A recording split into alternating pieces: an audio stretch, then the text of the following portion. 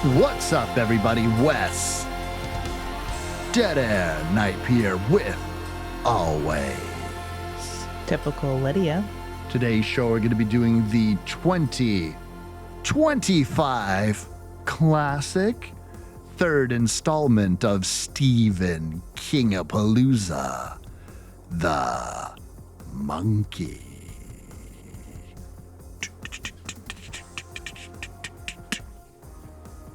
I love that. I still, I'm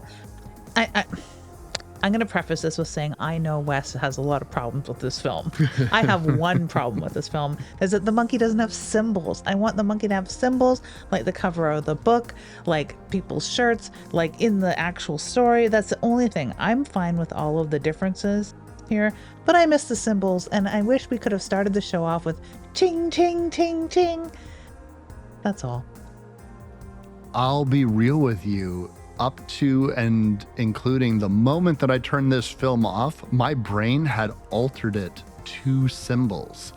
So the entire time I was thinking, yeah, it's one of those wind up symbol monkey toys, because that's the iconic imagery. And that's definitely, I can picture Stephen King sitting back, looking at one of those weird monkey toys and saying, what if this was evil, though? That's so very Stephen King, to take something commonplace and tilt it a little bit, to take something commonplace and make it the embodiment of pure evil, and to take something that you see every day or that a child plays with and make it kill people. I think that's one of the things that I lament the most about those Annabelle movies, is that they change old Annabelle from a Raggedy Ann doll to, I mean, what she looks like in the film, which is a doll that no one would ever want because it looks completely bizarre. I don't know who holds the rights to Raggedy Ann and who probably wouldn't like their brand being associated with the devil or some sort of demon. And so that's not surprising, but I can't imagine why changing this from cymbals to drums. Do we have any information about why that change was made, or is it just aesthetic? I had looked it up and I've mostly forgotten now why that change was made, but it is to differentiate the two.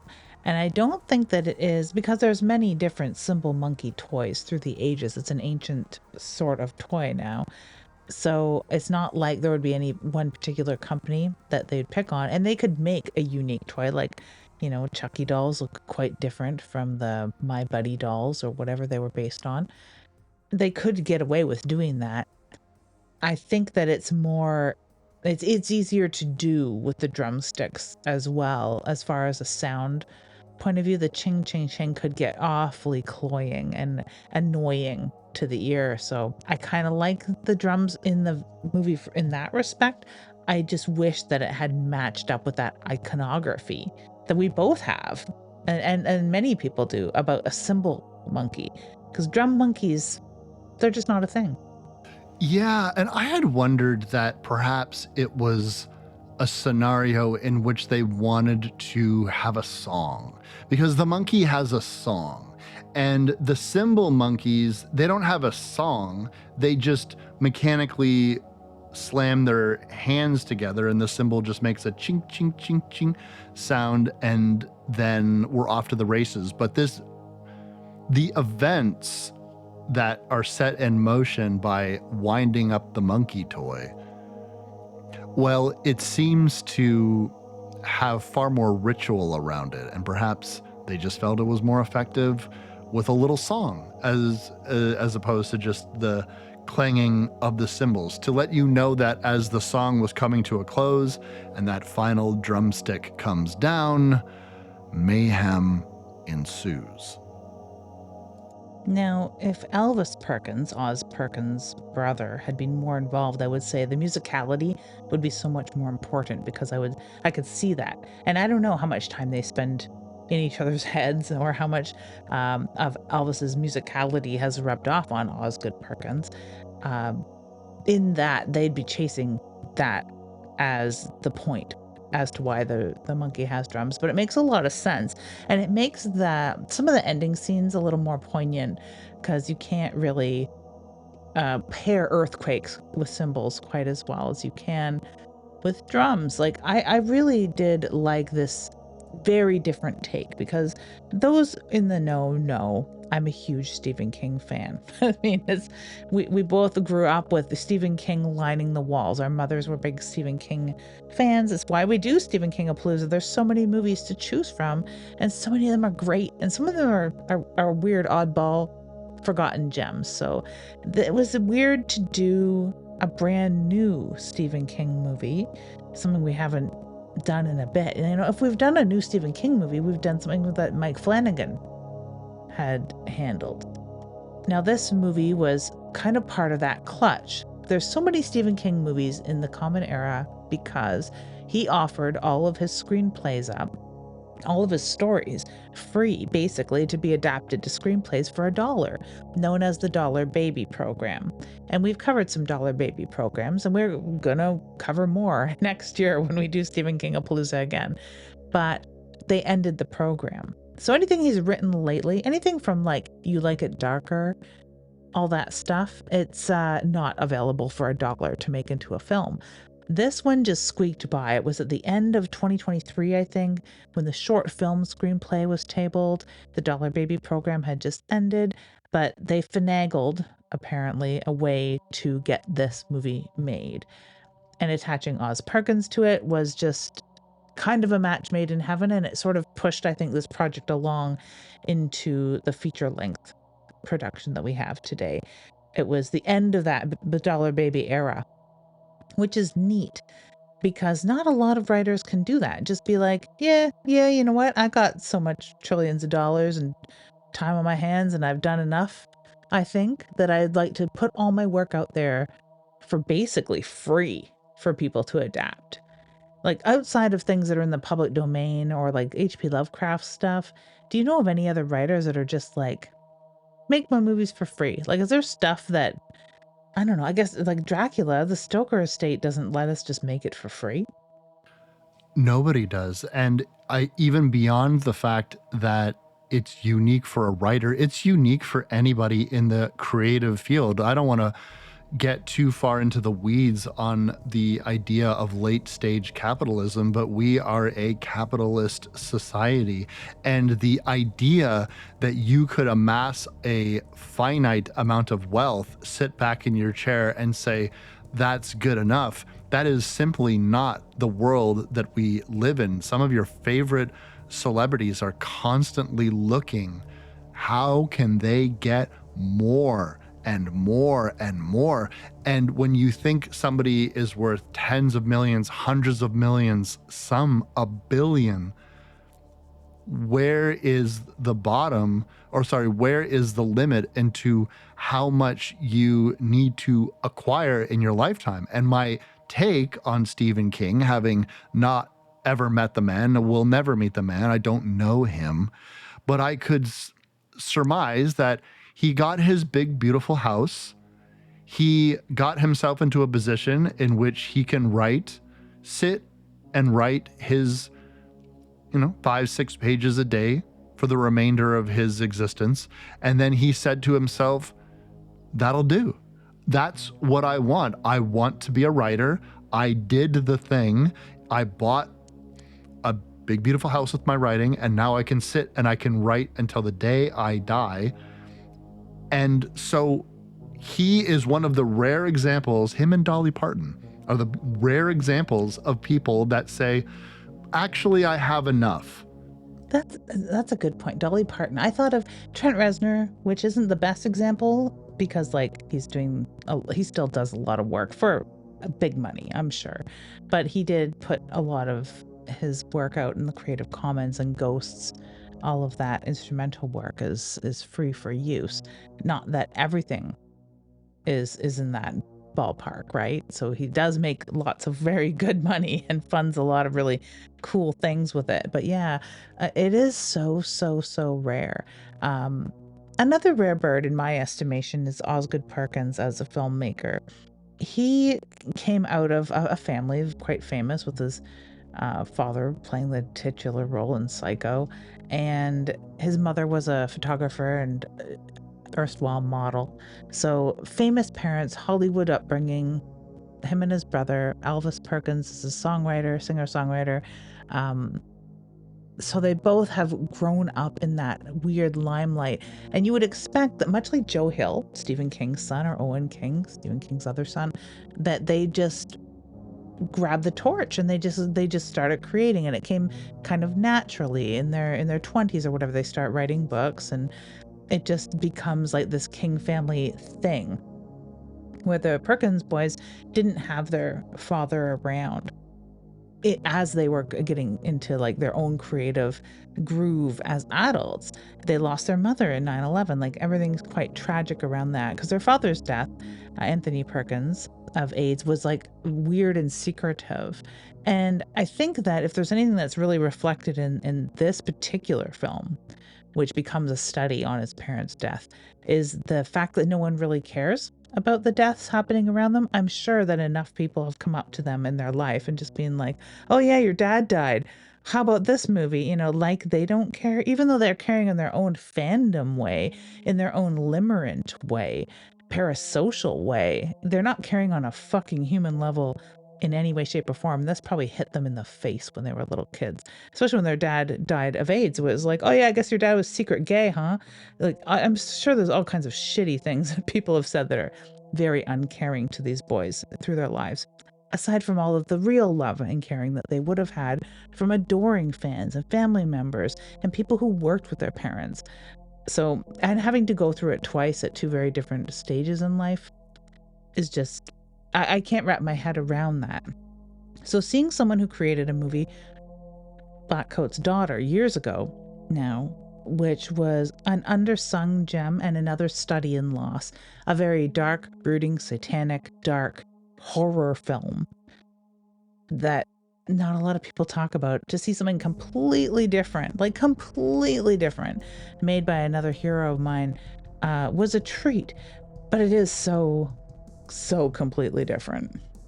Yeah, it really is very different. Now, much like is the tradition of Stephen King-A-Palooza, I will surprise no one by saying, oh, I've not read this short story that the monkey, the film, is based off of. However, I did do a compare and contrast with a little bit of internet sleuthing. And I also was able to drum up some conversations that Osgood Perkins had about his method and reasoning for approaching this story the way that he did. And while I don't agree with his decisions to alter what sounds to me like a really interesting, short, little creepy tale, reduced to something that I feel as though I'm being forced to sit on someone's therapy session, I think that where I can hand it to him, it's a take. And in this world, when you're getting these movies done,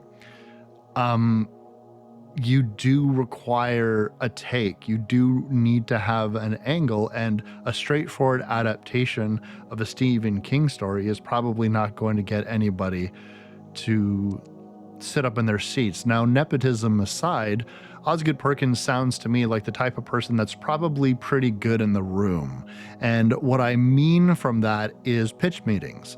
A large part of Hollywood is sitting in front of people who have a lot of money and saying, I'm smart, you're dumb, I got the cure that ails you, and we are going to do this story, and we're going to make a lot of money, and here's why what I'm going to do is super cool. And if you're good in the room, you can pitch your movie and you can convince people to greenlight it, which is really what you need to have happen. That is just the way that it works. Otherwise, you can try to do things as independently as humanly possible, but when you're dealing with Stephen King and, the dollar baby program aside, you still have expectations, because people who are going to help promote your movie and put them into theaters want to see a return on that investment. This is where art and commerce collide, and in a very big way. So I'm assuming that he's very good at convincing people that his takes are the best takes. And now, when we are talking about the monkey, it's important to remember that this initial trailer was a massive success, and it garnered very quickly millions and millions of views. And so it really did a lot into making this one of the early films of 2025 that was in the conversation of a horror film to be ready to watch and prepare for. I think the only other horror film this year that went as viral when the trailers dropped was one that's in theaters right now at the time of this recording, which is Good Boy, because everyone likes a dog. And so I think that there was a lot of eyes on this, and I had waited to watch this. I was very interested to watch this, and I didn't really hear any negative reviews about it. And so when you decided to bring this to the show, I was pretty enthused, because it was a good opportunity for me to watch a film that was on my radar anyways. And oh, how that cookie has crumbled. Oh my. It's no secret here. I liked it. I had a lot of fun with this movie. And it's so much fun that I brought it to the show instead of Misery, a movie I know we both will love and have a lot to talk about. And I wish in a way that I had just gone with Misery. But hey, we'll have this one under our belt and we can approach Misery next year for Stephen King-A-Palooza. But yeah, that cookie did crumble, because you can tell by Wes's very measured, very interesting take, because I do agree that Oz Perkins must be very good at pitching things. Maybe he learned by not being so good at pitching things, like The Pretty Thing That Lived in the House. Not that interesting of a film, in my estimation, not something I liked, something that some fans love, but most people haven't watched because most people haven't heard of it. Black Coat's Daughter. It's getting a little warmer, getting a little hotter. You know, he starts to create these films that people get more buzz and attention. Then Longlegs hits the scene, and Nicolas Cage does his thing. If you're a Nick Cage fan, an Oz Perkins fan, you ran to the theater to see that, and I thought that was great. And then we get this, which is very, very different, and not as dark, and not as thoughtful. It's actually, and a lot of times, like, you'll see me and Wes will agree that there's points in this that are very thoughtless. And I have to wonder if it's appealing to that Gen Alpha sensibility of YouTube poop, or whatever they call it nowadays. Rot. Yes, there is a very flippant nature to this film, but we did choose to do this film. And if you're a fan of this film, let me put your mind at ease as we go into this episode. I am going to be very fair.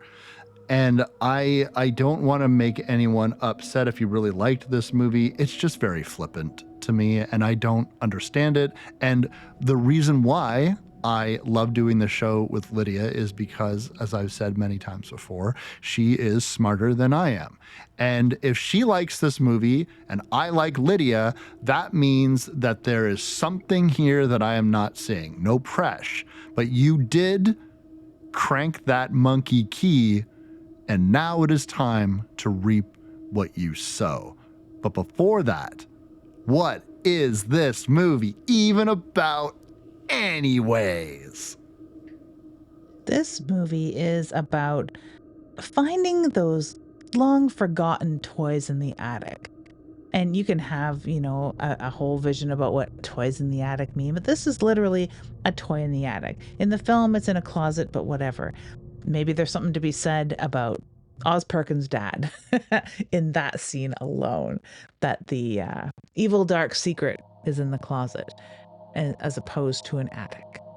But it's this time-bending, death-seeking monkey that every time it bangs its drum, chimes its cymbals, someone dies. Mayhem happens, something bad happens.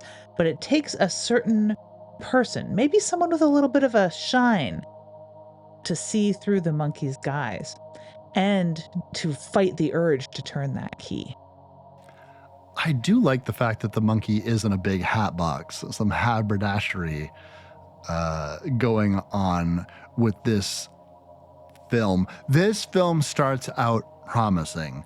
I do like the idea of somebody in a story that we have missed dropping an artifact down into a curiosity store, a pawn shop. And we can tell through costuming, we have a man, he is dressed as a pilot, and he is covered in blood, and he is afraid of this item that he is attempting to return. And it's all kinds of potential in this scene. And this scene will end in a violent death as this monkey is activated. Now, the sequence will more accurately end with this same pilot screaming at the top of his lungs while brandishing a flamethrower while the monkey goes up in flames. And I suppose that should give you an idea of the tone. But this tone is not what's grating to me, because there's another tone that I found incomprehensible if you are trying to present me with any story that exists in a reality that I understand. Because there is a flippant, almost cartoonish is a word that I overuse, and this is not accurate to say, because what it is a indifference towards violent deaths occurring in front of you at a level in which I cannot understand how these characters function in this world. Is this just how everyone views death in this world? And also, how did you convey to your actors to go against every instinct as an actor and act as though these horrible things happening in front of you are not really happening to you? That's a really good point, because even the mother, as much as I think that she is the most goth, cool mom, and my mom had conversations like, oh, don't worry about World War III, honeys. I am just going to give us all arsenic and we will all just die in our sleeps and we won't have to worry about bombs dropping on us. It's fine. You know, that sort of conversation happens in the film with the mother, with just like, everybody dies, everyone's worm food. All you can do is hope that it's not a drawn out, gratuitous ordeal. Right? That sort of talk. As much as I think that that's cool and that's, it's really not. And most people can't handle that sort of thing. Most people need the stages of grief. Most people need some sort of togetherness to cope with that. Most people need to not be sprayed with the guts of anybody, whether they just met them or not, and have to deal with police and stuff like that with any sort of like semblance of sanity. Most people need their babysitter's head to not be cut off in front of them. And if it was a simple matter of the mother was particularly macabre because I guess she's upset because her husband went out for a pack of cigarettes and never came home. I'm not even going to touch cliche writing just yet. But if you have that, and then so you have a family that is particularly macabre. Let's talk about the Addams family, because like we're talking about goth and stuff like that. So you have a family that operates within its own reality. And the only reason why the Addams family works is because of the fact that people outside of that reality bear witness to their abnormal behavior, where they delve into the macabre. Death, torture, pain, misery have separate meanings to this unit that exists in a reality that I can recognize.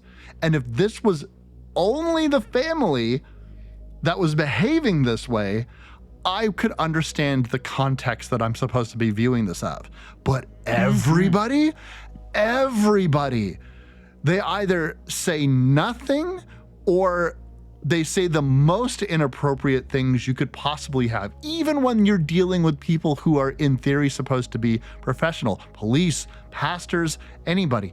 Everyone is so flippant and disengaged. And I think you have a point about appealing to like Gen Alpha or Gen Z or however you want to do. Listen, we're old, right? I don't fucking know.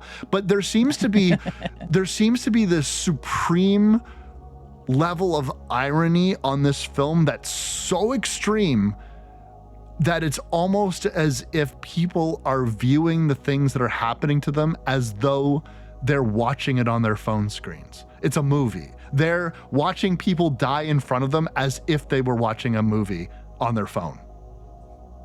That makes that's really about where it is with the amount of sympathy that anybody has in this film. Let alone the idea that this is a man who, Hal is the man who only sees his son once a year and is okay with that, right? And that no one really, says anything more than that sucks. It sucks. Wow, that sucks. And that is a refrain through this film. As much as you had pointed out, people say Petey's name a lot, which we'll talk about. People also say it sucks in response to a lot of these things. And if you elicit any reaction to any of these deaths or bad things, or the fact that he only sees his son once a year, the response is, well, that sucks. And then on to the next thing. Wow. If people really behave like that, like, I'm not one for like a toxic level of person, like sympathy, or a toxic level of positivity, or a toxic level of empathy. I think it's super off-putting when I'm like, oh, I stubbed my toe, and someone's like, oh my God, are you okay? Oh, I stubbed my toe once, and oh, you know what, you should do this, and like, it makes me want to vomit. But the extreme opposite is no more comforting here. That's for sure. Now, it is similar to the Stephen King story in that these are two young boys, twins in the film, that find a toy that belonged to their father. In the film, the father is absent.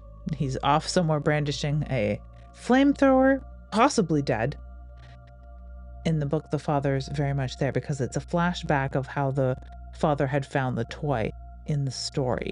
The story is very small in the book. There's all sorts of really cool stories in Stephen King's Skeleton Crew. There's The Raft, a very famous story that's been seen the silver screen. Survivor Type, which only saw a motion comic adaptation. My favorite story really is Survivor Type. The Mist is in here, an amazing film. Like, things that, really have the monkey as a story pale in comparison.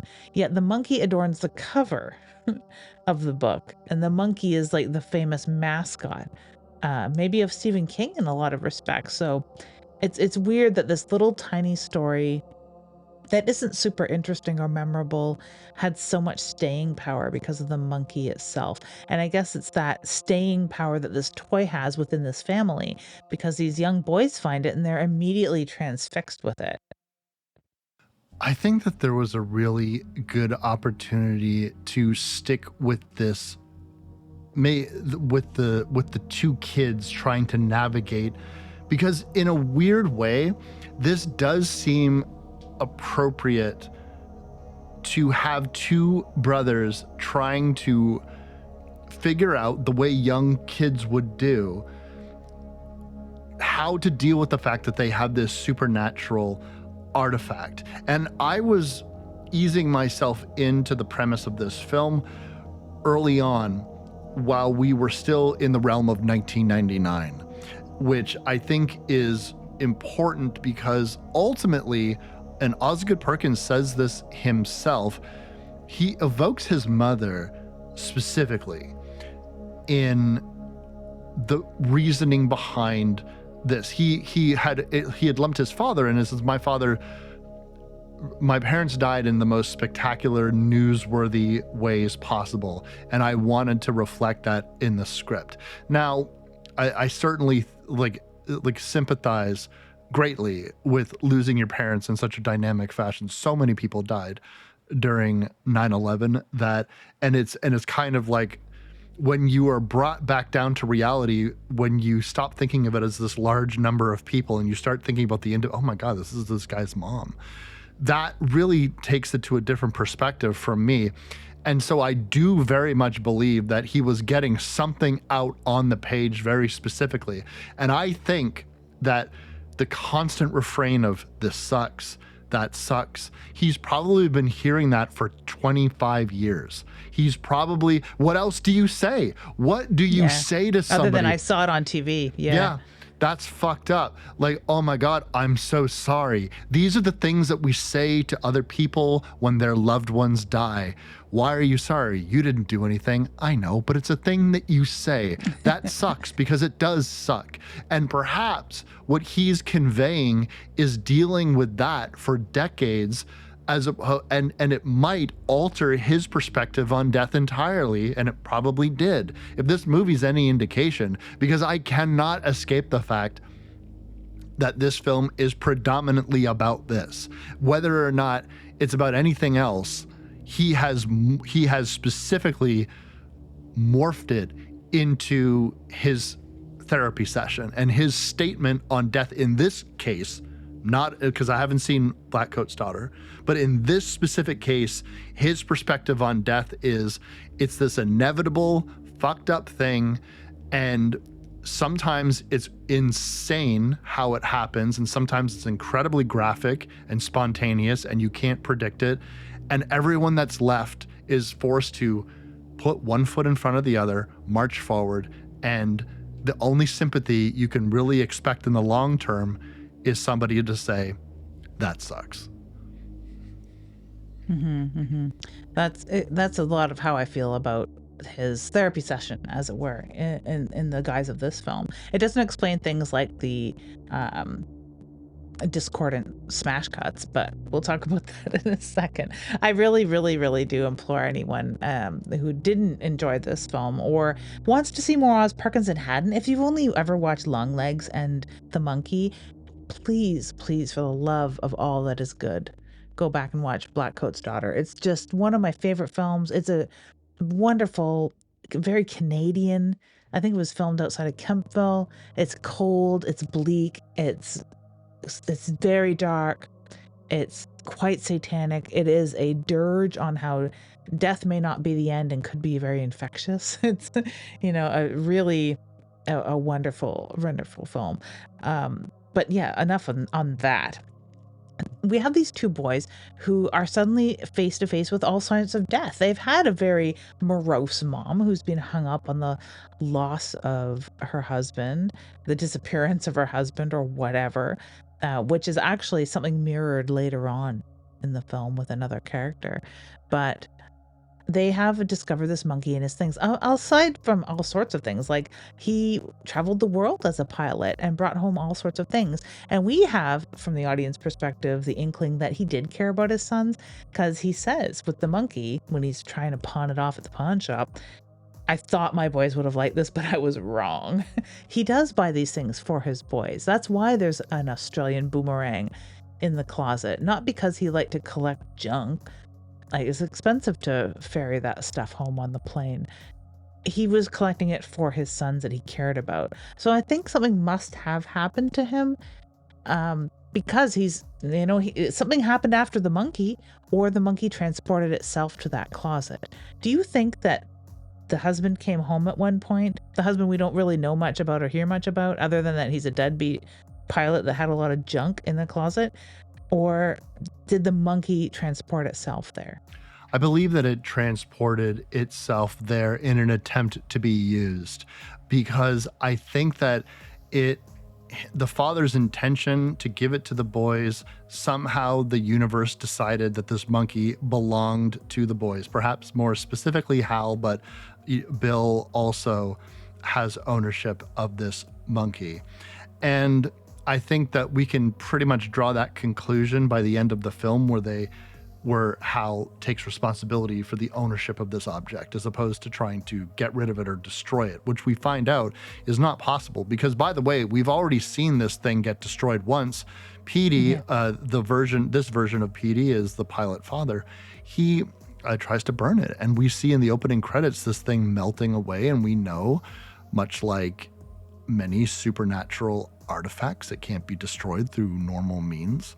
And one of the things that I like about the early stages of this film is I do enjoy the idea of Hal attempting to control this sort of thing, as if you could control this sort of thing. It truly is a random item, and it will say that the monkey chooses who it's going to kill. You cannot make requests of it. You cannot control this thing. If you turn that key, somebody will die, and you will not know who it's going to be until it's too late. They learn this quite quickly. Their babysitter is decapitated at a restaurant.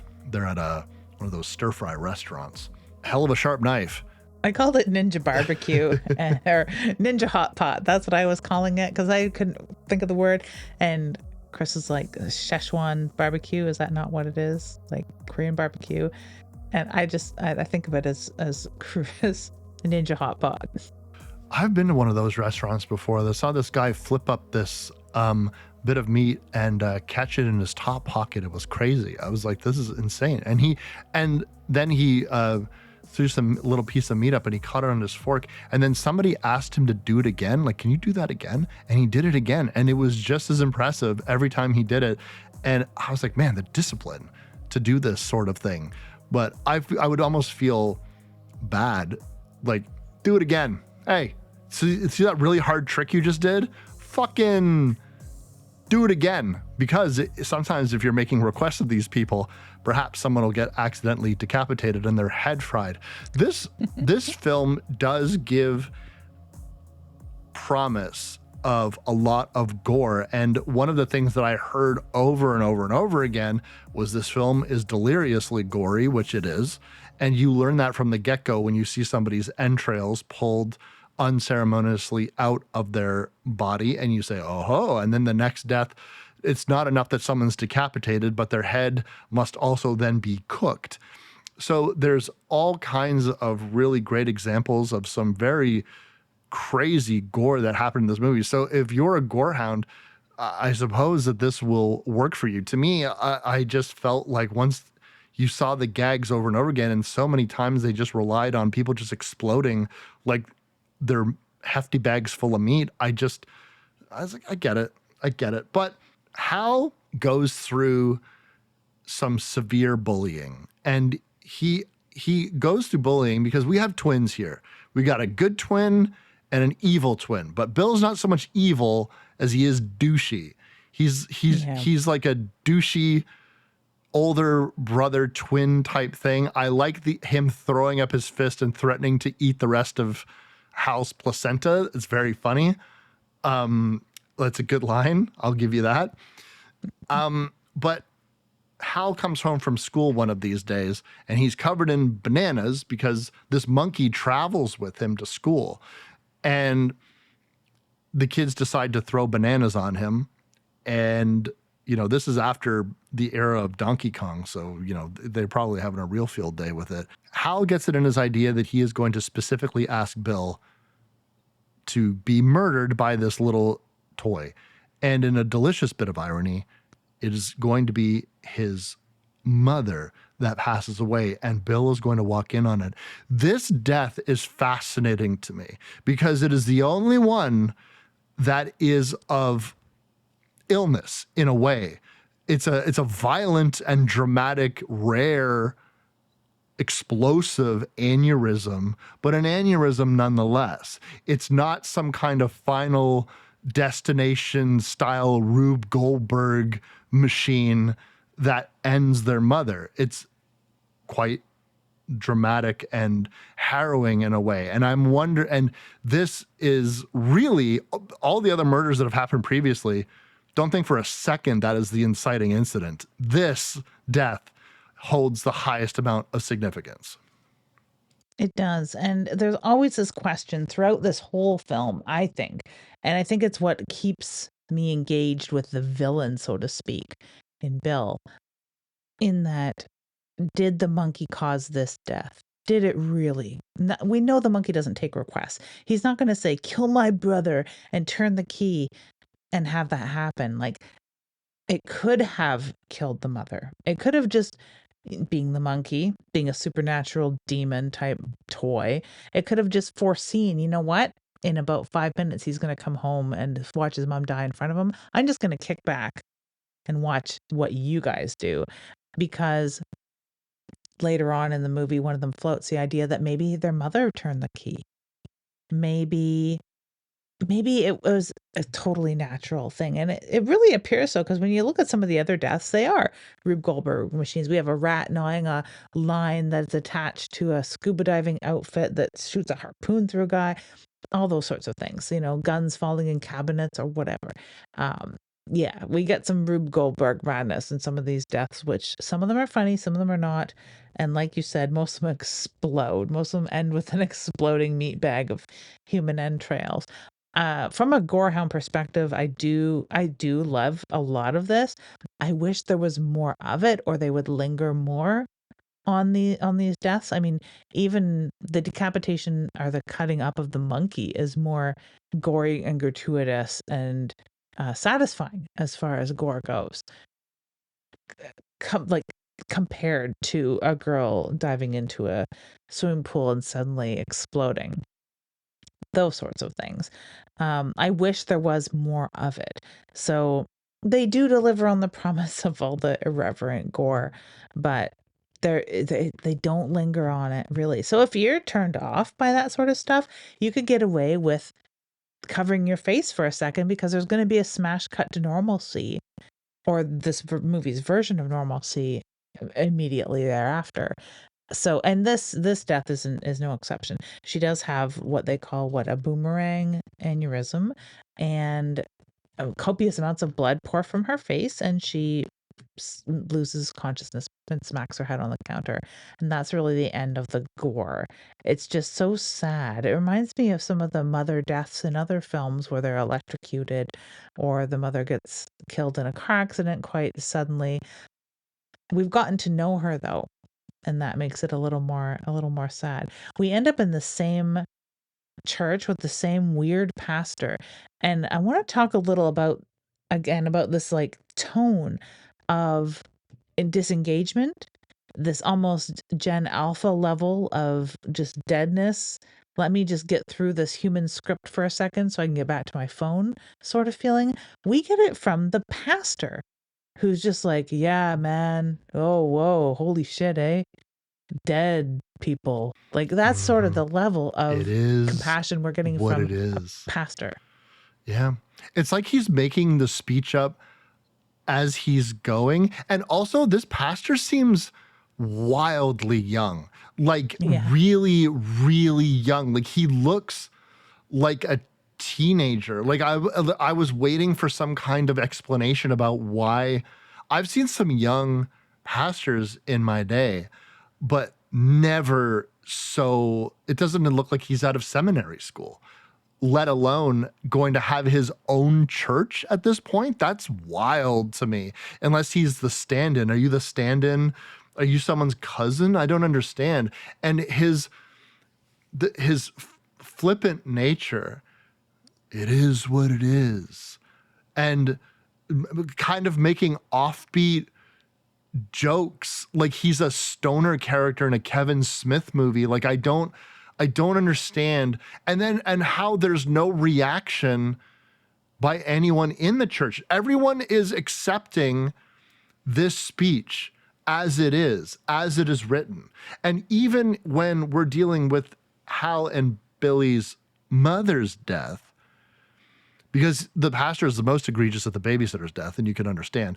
But again, now we have the mother's death, which I suppose is supposed to be the most serious. And we know this because Billy is going to be standing up and having a break from reality in a way where he's asking his mother to stop with the joke. Billy is a prank kid. He loves to do the hand, like over his hair. He does it wrong every single time. You don't do it until someone tries to shake your hand. Like sometimes he does it like unprompted. He's like, oh, I'm like, that's not the joke. That's not how you, anyway. But I'm just saying, if you want to be Zach Morris, you got to act like Zach Morris more properly. But the thing of it is what he's asking him to wake up. Now, we've seen harrowing funeral scenes in Stephen King adaptations before. Pet Sematary comes to mind. That explosion of emotion, and then everybody in Pet Sematary is like, it's your son's funeral, for God's sake. Like that type of reaction, but he has this reaction. Nobody says anything. There's no dialogue. Everyone just allows this kid to say this stuff and then sit down. The pastor kind of half-heartedly, in a moment where I'm supposed to think he's some kind of serious authority figure, say something. I was like, bro, you say the most inappropriate shit all the time. I met you early in a previous scene, you were acting like a fucking clown. Why is this one more serious? But yet no one says anything. His uncle and aunt, who are there and are going to be the caretakers of the brothers, they don't have any dialogue either. So I'm just left. It's so weird. Like, it's just so dreamlike. It's like you were having a dream about your mother's funeral. That's what it strikes me as. That is a lot of what it feels like. It's super flippant. We've used that word already, and that's about the best word to describe him and the boss. Later on, we'll meet Hal's boss, which is almost the same sort of person in a different skin. It's really annoying that these people are so flippant, but I'm glad that they don't repeat that in a third strike you're out sort of way with the real estate agent. But the uncle and aunt, we don't really get to know them either. The next line is just as irreverent and doesn't really care, where Chip, the uncle, is like, yep, well, we're swingers, kids, so we didn't really plan on this, and we're going to do our best, but that's going to be pretty bad. It's a great line, and it's probably the most interesting of these fly-by-night characters, because within moments, we learn that he gets trampled by a bunch of horses and dies. So he's the next victim of the monkey, but we don't have to go through the funeral, because they just sort of show his funeral card, and the fact that he died is a fact. His death is the one that I'm the most angry at, that they didn't linger on it more, because he really is turned into chili. He is very specifically, like, when they talk about their uncle dying, it's just like, well, he was trampled by 67 horses while he was asleep in a sleeping bag. It's just, how could this be anything other than a fucking farce? And when you open up the sleeping bag, yeah, he looks like chili.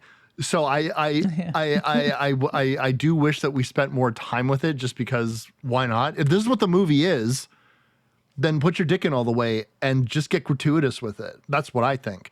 But then we are going to jump ahead into the future. And there's a part of me that really, because what's going to happen is, once their uncle dies, they realize that they need to get rid of this fucking hat box with the monkey in it. They chain it up, they throw it down a well.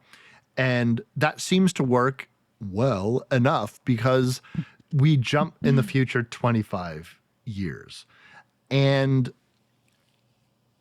the mild-mannered Hal will be awoken from his dispassionate existence by the sudden death, dramatic death of his aunt, who gets a bunch of fish hooks in the face, and then her head catches on fire, and then she runs into her mailbox post, like you do.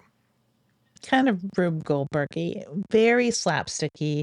People who like, that sort of humor and comedy may enjoy this more. I do like this film. I do like that she has to, kick the bucket somehow.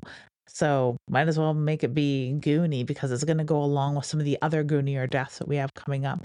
But yeah, in the meantime, we understand that Hal has a son, Petey, and May I say it again? Petey? Yeah, get Petey. used to that Petey. name, gang. Yeah. Holy Petey? shit. There, Petey. this is one of those examples. I'm going to address the PD thing one time, and I'm just going to say that this is why we have drafts. This is why you need other people's eyes on your fucking script, because I don't know if you would realize how often you're saying a character's name, but between every other character, but particularly Hal, the name Petey is going to be uttered 100 times, if not more, and sometimes in rapid succession, to the point in which it was so grating on me. All I'm going to say is, if you can establish what your character's name is, far less dialogue needs to be dedicated to doing that. You can have some characters say things at the beginning of the film when you're introducing them, and then towards the end if you feel like you need to say their name again. But if no one can remember your characters' names, it's certainly not going to help your script in any way, shape, or form. That's all I'm going to say about the P thing. Fucking holy shit. They do. They do. We get to sit down with all of the parents because he is going to have a daddy son day. They have one a year, to which Hal's boss says, that sucks. Oh, I didn't know you had a kid. That sucks. Oh, you only get to see him once a year. That sucks. Everything that sucks. That's just the reaction from this boss of his or supervisor of his is just that sucks about everything. Because I guess he's being distracted from his vape pen and probably his phone. Oh, we're just going to assume that these people just want to be on their phones, right? But yeah, he is going to go to Horror Heaven, a convention, with his son, which seems about the most normal thing in this entire film. To other people, that might not seem normal. Normally, people see their estranged son or divorced son or their weekend son every weekend or every other weekend or something like that. They have a real arrangement, a real honest arrangement to avoid being labeled deadbeat, especially because he had a deadbeat father himself. You would think that he would fight against that, but no, he's happy. We know as the audience, and he sort of says it in a roundabout way, he's protecting Petey. Petey, whose name gets thrown about 7,000 times when he's meeting with the mom, and the new dad who writes books about parenting, the new dad that is the authority on being a dad, the new dad who's Elijah Wood in probably the gooniest little cameo. Like, we've already had an Adam Scott cameo at the beginning, which was great. I liked him quite a bit in Krampus. Everyone likes Elijah Wood, of course. Like, if he's from anything in the horror world, let's say Maniac, right? So he has this little cameo where it's kind of a hilarious and really unrealistic meeting where they're looking to adopt Petey. So this will be the last time he gets to spend any time with him. It doesn't seem that he really cares, and it's weird to me that he goes through with it at all. There is some interesting things going on here. The idea of Hal wanting to protect his kid, wanting to keep everyone away from him so his connection to this monkey toy does not adversely affect other people.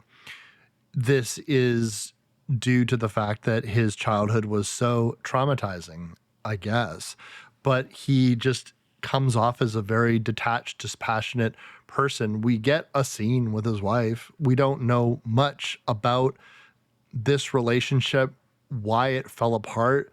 He mentions that he hasn't spoken to Bill in a few years at this point. He is, when asked directly by his son, why did you even have a kid? Hal will explain, which I think is another constant refrain of this film, is like, everything's just an accident. I had you because you were an accident. Everything in life is an accident. And again, this surface level interpretation of existence is I feel so desperately like a very dumb man is trying to give me something to chew on, to think about, but they haven't fully formed the thoughts in themselves, because what am I left with everything sucks and it's random. So when we're faced with the reality that the universe is chaos, what's your next thought?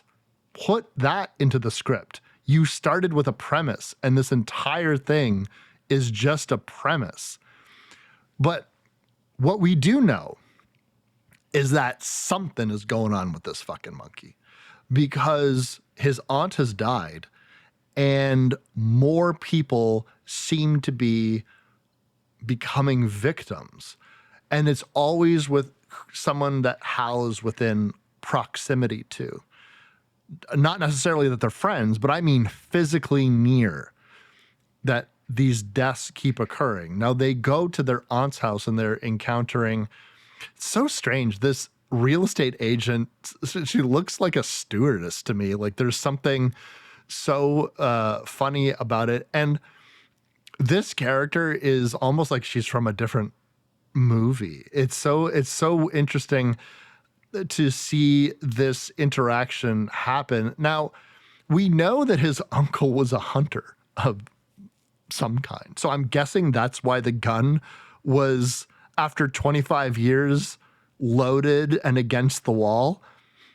But this gives us to our first super explosion death, in which this woman is shot by this shotgun, explodes like she's a water balloon. This is Hal's detached personality coming through, in which he knows what's going on. He's seen so much sudden death around him in his lifetime, and he's trying to keep his son from knowing any of this. But yet when police come to the scene, it's so strange and irreverent, but at the same time, we get some valuable information through our police officer, is that many people have died before his aunt. His aunt is the latest in a string of almost 10 people that have already died. Yeah, the real estate agent had touched on it with like, people are just going like poof before she goes poof, quite unceremoniously. I like that we have young Pete, who is the voice of reason, because his dad is doing the thing that people in this movie do when it comes to death, where the cops like, well, you're going to have to spend some time here. I don't want you to leave town or go anywhere. And he's like, well, dude, we got to go to this horror convention. And Pete, the young boy, I don't know what, is he supposed to be like 14 or 15, is the voice of reason. And he's like, yes, officer, we'll stick around, and kind of side eyes his dad. He is the only normal person, it seems, in this film. Which is maybe all of this protection that Hal had inflicted by being that push and pull between, I want to distance myself from the son and wish I didn't exist for his sake, and I also want to be a good father, or some semblance of a good father, to make up for what my dad did to us. He's also hid the fact that he even has an uncle from him, so he doesn't really know anything about Bill, which is kind of comedic. But they're at a hotel, like the young son Pete has suggested, waiting for the police if they have any follow-up stuff.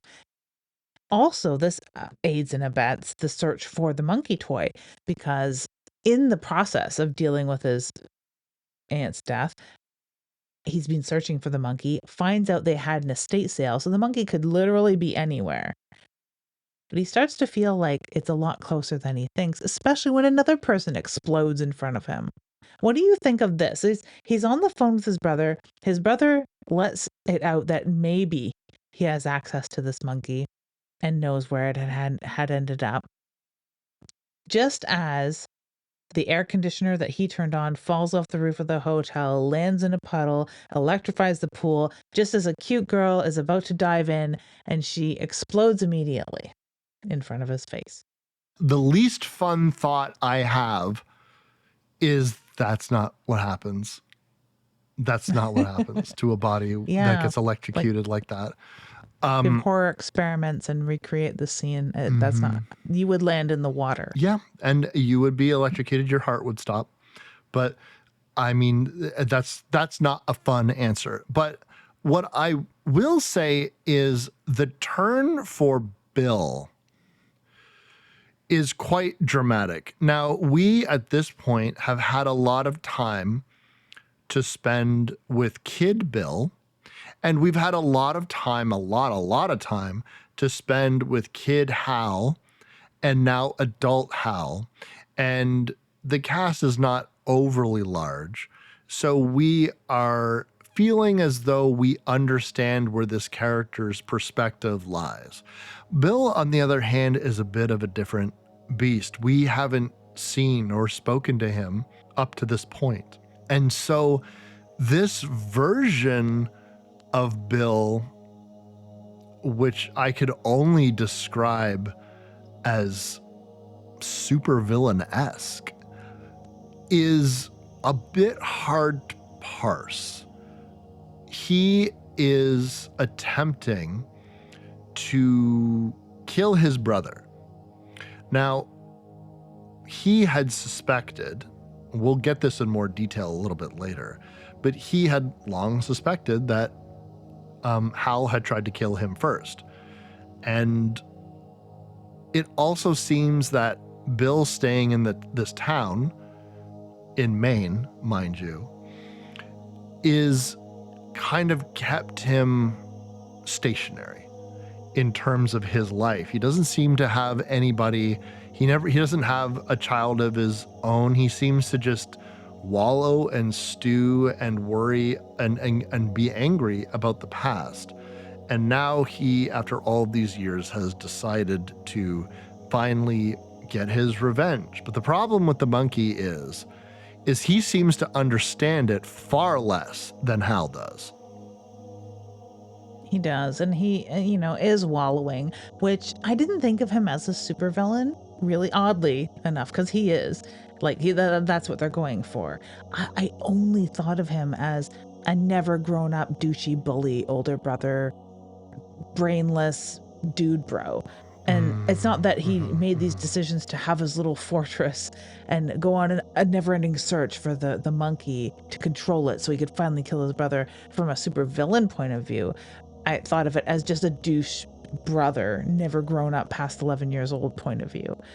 And he is somewhere in between. It's well acted in that respect, because it is just this douchey dude that lives alone. Like, we have this character, this youngish man, teenage man, sort of looks like a Ramones reject, who had attended the estate sale, bought the monkey, and knew of this hermit guy that never leaves his house who might want the monkey. They didn't do enough work there, I don't think. Like, was it clear to you in the script, and you've only watched it once and probably will only ever watch it once, was it clear that it was known in the town that Bill was there searching endlessly for the monkey?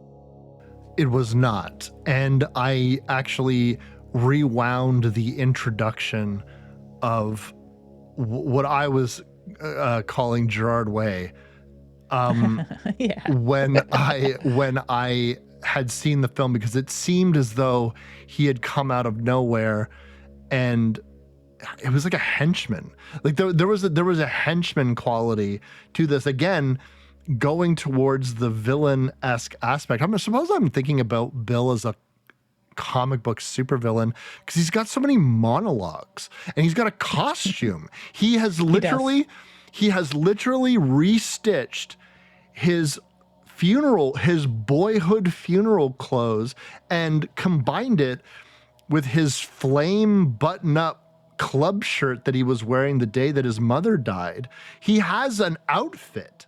But you're also right. He is locked into that douchey older brother to the point in which he can't articulate his feelings. He can't articulate anything. And if you want to kill your brother so bad, why do you think you can control this monkey? Your brother couldn't even control the monkey. But they have this henchman character who they want to kidnap Petey with. Now, the reason for this is baffling because Billy believes that the problem is it won't listen to Bill, who's turning the key on this monkey. He thinks that if Pete were to do it, Petey, if Petey were to do it, Petey. yeah, if he were to do it, then it would work. He's making these rules up as he goes. He's in complete psychosis. That's a very older brother thing to do. Not that I have an older brother, right? Like to pull the tricks that he did when he was a kid, like go to shake your hand or help you up and like do the psych thing with his hand, to calling him up and being like, why do I have to go find the monkey? Because you're smaller, and then hang up. That sort of stuff. He is so absolutely stuck. And it just sort of like has morphed into a supervillain. I think it's pretty effective because he does still do these douchey things like hang out in strip clubs and I don't know, harass other people. And he has like a prank call number in the phone book listed as Mrs. Monkey, and he has ads up somewhere, like apparently on his lifelong search for this monkey. It's just a very, very, very strange individual, very unbelievable at that. And the fact that he has a doggy door and no dog is just infuriating to me. But I guess he lives in an old school or mortuary. Like, I have no idea what the building is that he lives in, other than it is like a supervillain fortress. So the script has really fallen apart at this point. It's not noticeable if you're in it for the yucks, if you're looking for the gore, if all you care about is the little monkey with the drums, which is sort of where I am. Like, you know, it's very different from the story. It has completely diverged from the story, which does take place in a place called Costco, Maine, that does suffer a whole bunch of deaths, that does have actually a boat exploding in the middle of a lake and killing a whole bunch of fish by the end of it. So there is like some threads that are similar, but it has become so very, very different that I'm here entirely to see that little monkey and his little face and who's going to die next, right? He has made up the rules entirely as he's gone along. Oh, if he gets the monkey or puts an ad in the paper and asks people for the monkey, it'll at some point materialize on his doorstep. Let alone if I get the son of my brother to turn the key, it'll obviously kill him because it killed his parent when his brother turned the key. Maybe that's where he's getting this math from, but they don't articulate it. They don't articulate much about how the young boy who had a cop as a father knew that Bill lived in the town, was looking for a monkey, unless he's going about it in such a douche bro other older brother way that it's all so transparent that everyone knows, like, hey, there's that crazy guy whose aunt used to live around here who's a hermit looking for a toy monkey for some reason. If everyone in town knows that, I don't know. It doesn't make sense. This is my only real gripe with this, is this middle part is so mushy and it makes no sense to me. We do get another spectacular death. What do you feel about the henchman getting filled with wasps? Yeah, Ricky, old Ricky. The sort of asinine, this hat's so itchy, like his hair and his eyes. It's so silly. I mean, again, it's not fun because I was in such a sour mood that I was like, wasps don't behave that way. Like I couldn't, that was literally my thought. I was like, wasps don't behave that way. So I don't know what this is. All the other accidents seemed plausible. This was animals behaving in a way that they don't behave. Like they wouldn't in a spout fly into your mouth. If you're going to have him get viciously stung to death, just have him get viciously stung to death. Why do they have to go into the mouth? Plus the CGI was crap. So I was like, this doesn't even look good. But what I will say is this reality that this film operates in has become so heightened and so surreal that it is operating completely outside of the realm of any plausibility. that I don't find it distracting or weird. Fine, Billy has a tower of monitors and scaffolding and spotlights, and he's monologuing to this fucking monkey. And fine, he's got a henchman. It's Batman 66, and the henchman is going to be dressed in his own costume. He's a cop. And then fine, the wasps are going to crawl into his mouth like a swarm and sting him and then burst their way out, and his jaw is going to fall off. Whatever. And now we are going to have a fight between Bill, who is furious that Petey, who is so detached from what is happening in front of him, meeting his uncle for the first time while he's standing on this tower monologuing to this fucking monkey, while he's wearing this ridiculous boy suit flame shirt stitched together combo that he is using, and somehow he's able to convince Petey to turn that crank. And then, of course, that's what causes Ricky to die, and that is the final straw for Bill, who has lost his temper at the monkey, and now he's going to physically fight it.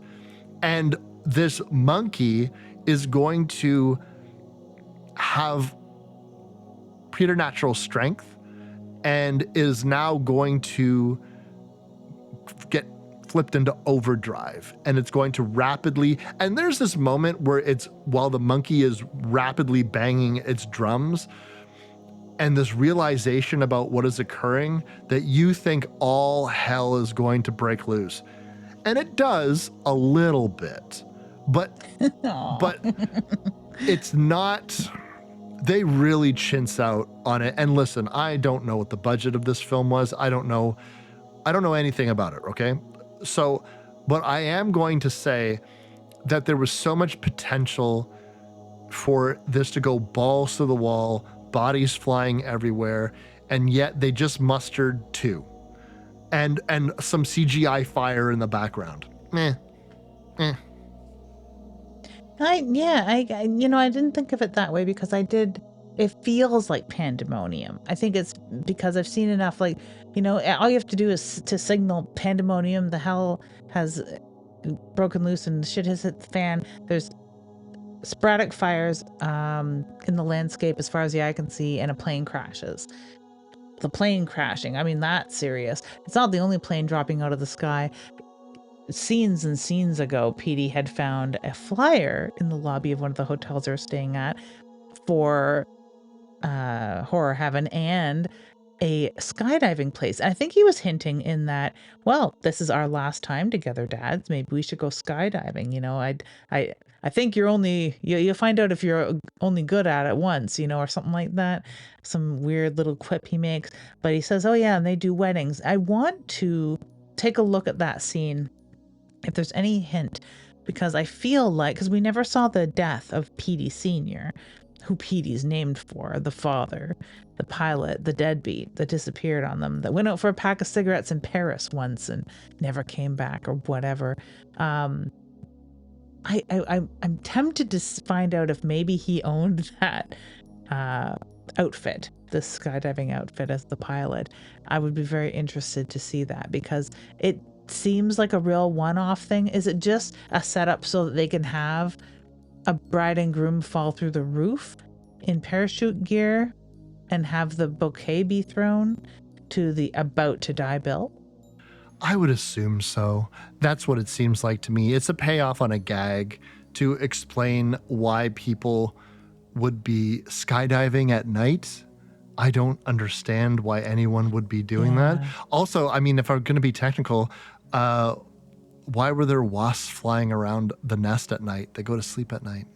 Yeah. So maybe you should pay a little bit more attention to Animal Planet. But I mean, that's nitpicky ass shit, and I'm not here for that. After this chaos happens outside the window, we have Hal finally enter, and he is able to speak to Bill, who is defeated, utterly defeated. In what he wanted to do did not occur, and if anything, it was just more death.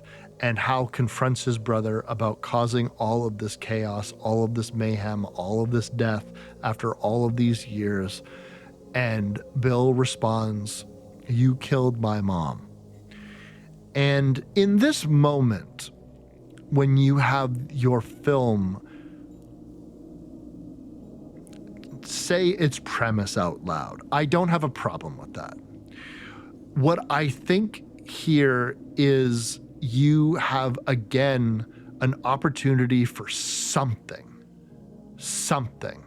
And the only thing that we can connect with these two brothers is for Hal to remind him, well, I lost my mom too.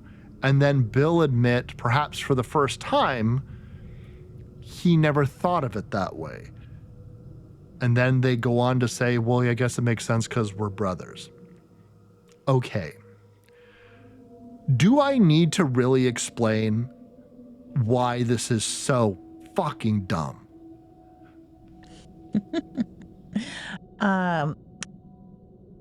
If we were in a world where Marvel movies weren't the biggest blockbuster hits, where people have to explain stupid crap like this over and over again with a multi-million-dollar budget, I would say, yes, Wes, you need, because I don't get it at all. I mean, it's heart-wrenching that he never thought of his brother as a brother.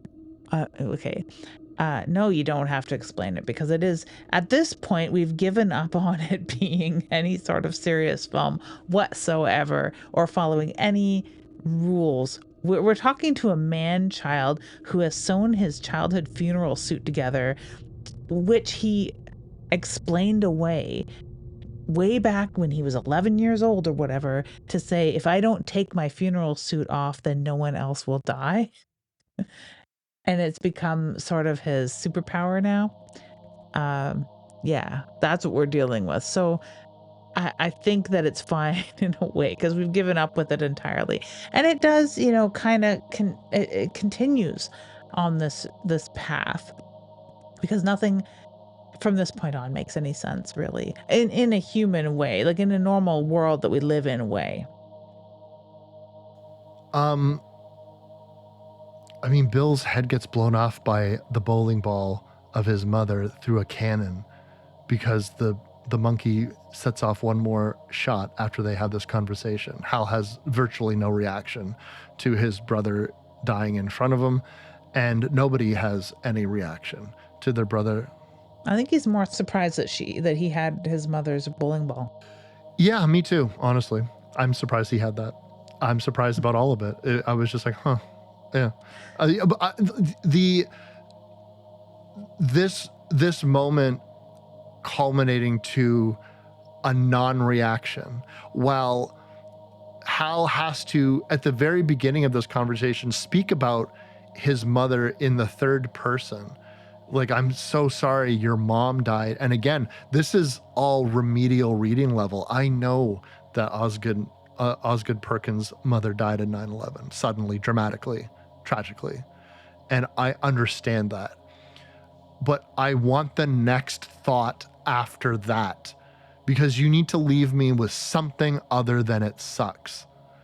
And they don't. And then, as if to double down on a non-premise, Bill is thoughtlessly killed and nobody cares. And then we are now we have Hal and his son Petey in a car connecting for the first time perhaps ever as this newfound, well, we're gonna take responsibility for ownership of the monkey, and we're just gonna make sure that nobody ever uses it. Why?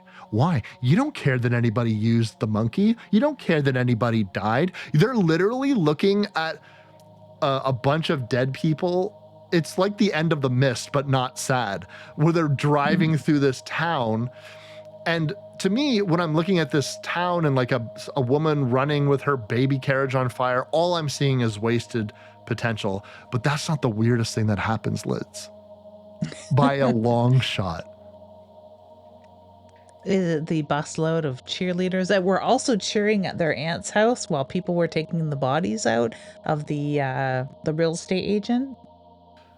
That's weird enough. And it also implies that the monkey can choose the time in which it wants somebody to die. It's not necessarily immediate. It seems to be, it could be hours later. And then the monkey's like, it reminds me of that line from Who Framed Roger Rabbit. It's like, you could take your hands out the cuffs anytime? No, only when it was funny. So that's the cheerleader thing. No, death just shows up. A fucking old man, a pale man riding a fucking horse covered in smoke just crosses the car, and Hal and Petey both see him and nod to him. What is this? What? So many people died in one place that death showed up specifically, like a manifestation of death. That's how much people died. I don't. Can you help me out, Liz? You're smarter than me. Help me out here. What is going on? I guess it truly is the end of the world. And I don't think that their plans to protect anyone from the monkey are going to make a difference. Because if we are looking up and saw a horse whose color was pale and the rider was named Death and his companion was the grave, or lo, before me was a pale horse, all the Revelation stuff from the Bible, I don't think it makes a difference. And he may as well be showing up. I don't think they really let us know for real if Petey also sees it, or if it's just that finally Hal's mind has snapped entirely and none of this is really happening. The two things could be true at once. I'm fine with it because they might as well see death at this point, because it has done the one thing. The one job I think of this film is to instill upon the viewer a complacency when it comes to death, and to not care, to have no impact, to, have no reaction, to become completely desensitized to death 100%. So that by the end, when one of, it could be someone's favorite character for all I know, the brother Bill gets his head blown off with a bowling ball, that you just sort of, you don't even flinch. You're waiting for the next smash cut to go on to the next thing, because that's the pace that this movie has set up. That there's a horrific death, no one cares, on to the next thing. Just regurgitating that over and over. So when we come to the final end of it, we don't even care that we see death. So, first of all, I appreciate you articulating that. And also reminding me of how cool the description of death in Revelations is. It is. It's very cool, very badass. I suppose then we're left with this film's message, which is the only way to cope with death is through cynicism and detachment. I think that there's lots of ways to cope with our inevitable demise. I make shit on the internet in the small hopes that I will be remembered after I go. I'm not convinced I'm going to die just yet, just because it's happened to everybody else in the course of human history doesn't mean that it's going to happen to me, Liz. Just putting that out there. But I suppose to me, it is a deeply angsty, adolescent, immature interpretation of humans being cursed with the knowledge of our own inevitable deaths. And I don't necessarily think that that's a message like that in a film shouldn't exist.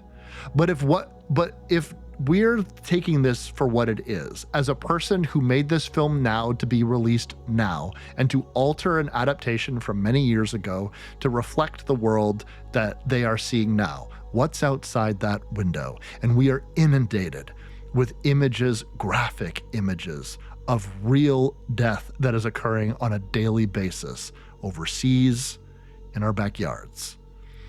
And is the message that I'm supposed to take away from that is, yes, we all just become desensitized to it and there's nothing to do and you just keep on keeping on. Doesn't that suck? Anyways, what's for dinner?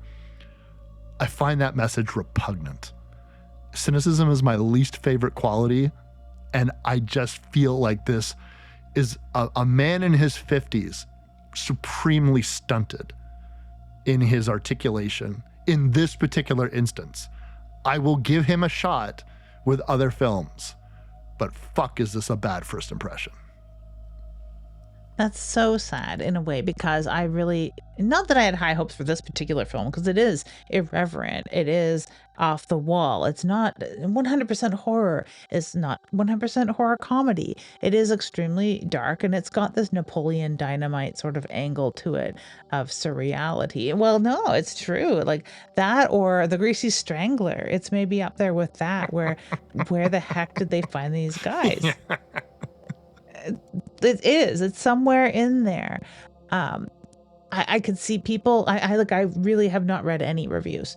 I need to, because I'm very curious now if people are cranky that it doesn't follow the Stephen King story, which starts out with, when Hal Shelbourne saw it, when his son Dennis pulled it out from the moldering Ralston Purina carton that had been pushed far back under the attic cave, such a feeling of horror and dismay rose in him that for one moment he thought he would scream. He put one fist in his mouth as if to cram it back, and then merely coughed into his fist. Neither Terry nor Dennis noticed, but Petey looked around, momentarily curious. Like a whole different story, just from that first paragraph alone. Just a whole different story. Again, this fucking movie might make me read a book, because I honestly like that prose. What a master! What a great introduction to a story. And it, again, Perkins just saying that, like, the original story was too serious. That's what his problem with it was. That's what he was quoted in saying. It's too serious. It's too many serious evil toy movies. What are you talking about? What serious evil toy movies are you talking about? Are you just talking about Annabelle? Because there's lots of other non-serious horror toy movies. I don't know. Chucky's pretty serious, man. He's a serious guy. But I think there's probably a lot of people that are very cranky that the movie didn't mirror the story, right? Yeah, listen, I came at this movie really hard. Here's what I will say. Making movies is tough, and everyone was trying. Oh, for sure. And I'm sorry to them, really sorry to them that it didn't work for me. I want people to understand that I don't come at these things in a way that I'm trying to be mean or anything like that. I don't like being the guy that doesn't like the thing that we're talking about. Sometimes it's going to happen when we like watch films. I find that Lydia is way nicer than I am when she doesn't like something. Just throwing that out there. Whereas I feel like I can get snotty. I've been snotty before, and I don't mean to be snotty. But I want to say that where I think the frustration came from, and I think what you reading those prose really articulated, is what I wanted from this movie was that opening. I wanted to look at this monkey toy and be afraid of it and not know what it's going to do and not know where it came from, and watching people trying to control it and watching people fail miserably at comprehending what it is. You can have the absurdity of the violence occurring around you, but I think there's just a way to do that in which you're coming off more sincere. You can be funny and fun and have some sort of air of sincerity. And I just think the lack of sincerity in this script really just rubbed me the wrong way. And in a lot of times, and I'll put this on Front Street, this is my fault.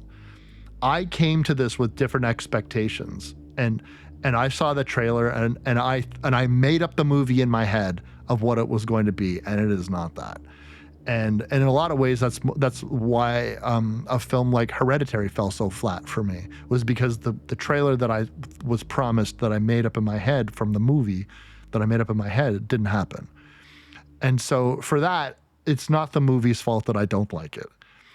I just think that, like, for me, it just this exact amount of circumstances just happened where it just hit me so wrong. But what I do appreciate with you bringing this to the story, or to the show, is I am going to seek out that short story, because I have a sneaking suspicion that the story I want is in those prose.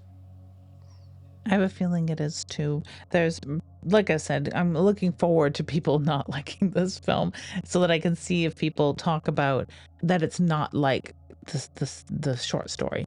There are things in this, in the end, that are completely from the Oz Perkins script, nothing to do with the Monkey, the story by Stephen King whatsoever, that are very Stephen King.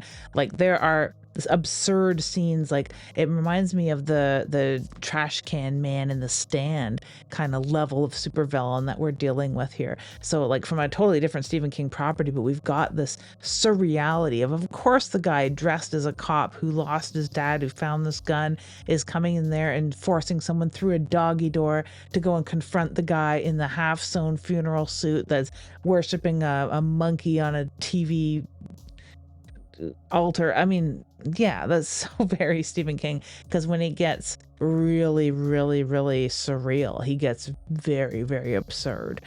And that's what pulls some people out of his horror, really. There's some things in Tommyknockers that are absurd. There's a lot of things in Desperation that are completely absurd. Desperation's a really good, and The Regulators, a two-part back-to-back sort of book happening on the same day.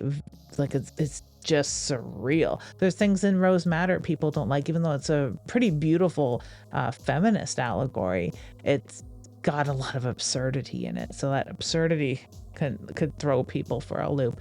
But yeah, I'm glad that it will spur you to reading the short story. I mean, if your mom doesn't have it on her shelf, I do.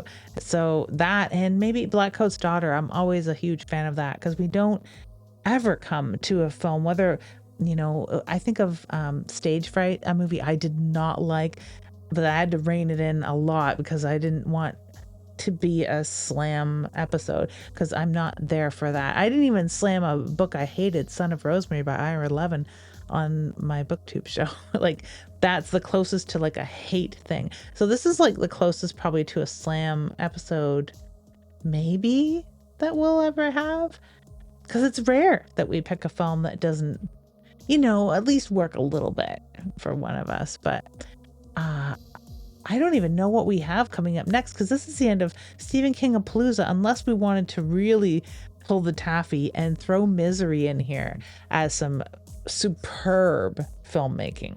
Oh, I love Kathy Bates in that role so much. No, well, we'll save Misery.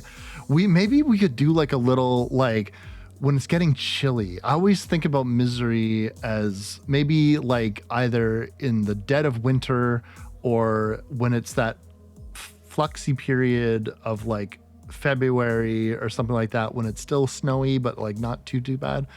But maybe we'll save Misery for then, because it is Halloween season, and we definitely are going to want to do something that is going to get people in the mood for spooky season. I'm such a millennial. I'm like, spooky season.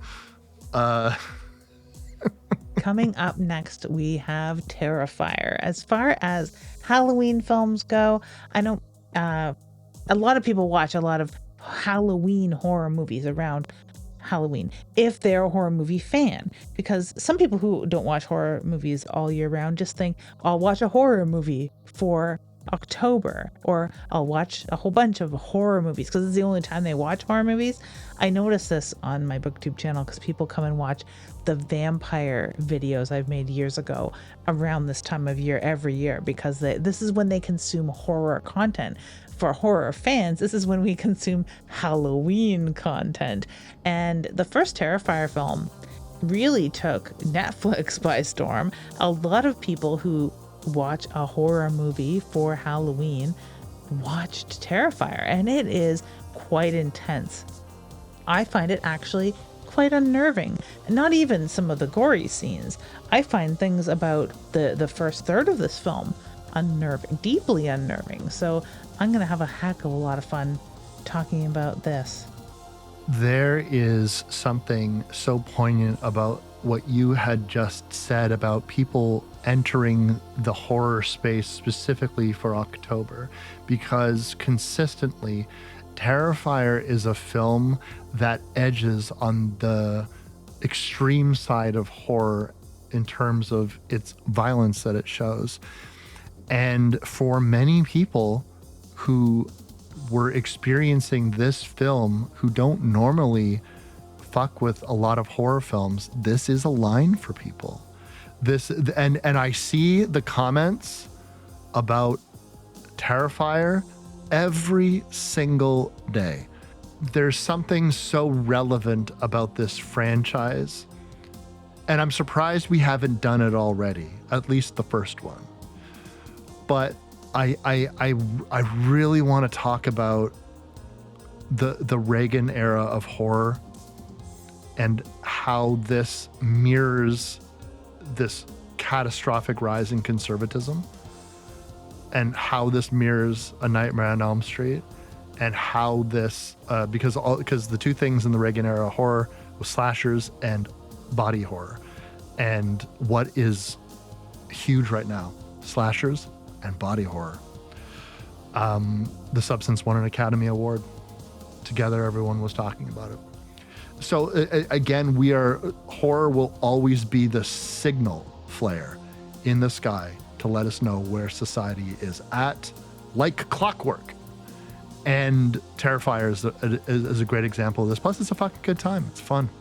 And that unnervingness, that uneasiness, I came to Terrifier late, and I already knew that it was an exceptionally violent movie. And when he's sitting there, you're like, oh, what are you going to do, buddy? What are you going to do? How violent we talking, buddy? What are you doing? So exactly. It'll be a lot of that when you're watching the film. Like, what are you going to do, buddy? Is that kind of how we feel right now with our neighbors to the south and watching the news? Sort of just like, oh shit. Oh, he's looking at us. He's looking at us. Oh shit. What are you gonna do? We're sitting there in our skeleton dress looking all cute and a little squicked out, and our neighbors are just staring at us with their hands clasped on top of their table like perfect little gentlemen with a big bag of shit and knives. Oh, I can't wait. It is so much spooky season. I mean, that's I don't really like the saying either, but 'cause, yeah, it has come to me when you spend time online, you start saying things like spooky season and doggo, don't you? I also start saying things like, I'm Wes Knipe.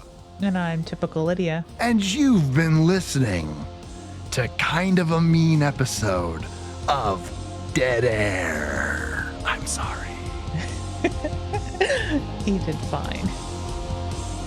If you like this show, you can find more episodes and other content on splatterpictures.net, Spotify, or wherever you download podcasts.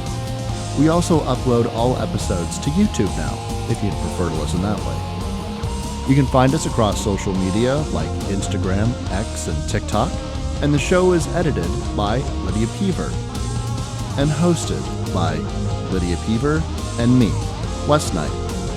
We'll see you next time.